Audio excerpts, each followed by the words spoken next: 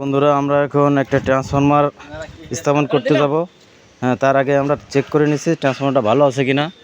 আমার দাদা এখন ট্রান্সফরমারটা মারেন, এই যে বাতি জ্বলছে, নামান। ও সুন্দর, তার মানে ট্রান্সফরমারটা ভালো আছে। আরেকবার একটু লাগালো দাদা, এই যে বাল্ব জ্বলে উঠলো। দাদা এবার খুলে ফেলেন, এই যে বন্ধ হয়ে গেল। তার মানে ট্রান্সফরমারটা ভালো আছে, আমরা এখন স্থাপন করতে পারবো। তো আপনারা যারা ট্রান্সফরমার নিয়ে স্থাপন করতে যাবেন তারা অবশ্যই এটা করবেন, নাহলে স্থাপন করার পরে যদি নষ্ট হয় এর মতো ভোগান্তি আর নেই। দাদা একটু আপনি কিছু বলেন, এই নিয়মটা সঠিক কিনা? হ্যাঁ সঠিক আছে, ঠিক।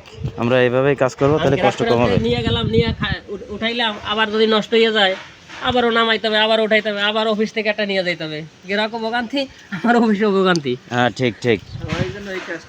সবাই এই কাজটা ওই যে আমার বড় ভাই উনিও বলছে সবাই যেন এই কাজটা করে, আমিও বললাম সবাই এভাবে কাজ করবেন, তাহলে কষ্ট কম হবে এবং ভোগান্তি কম হবে আর কি।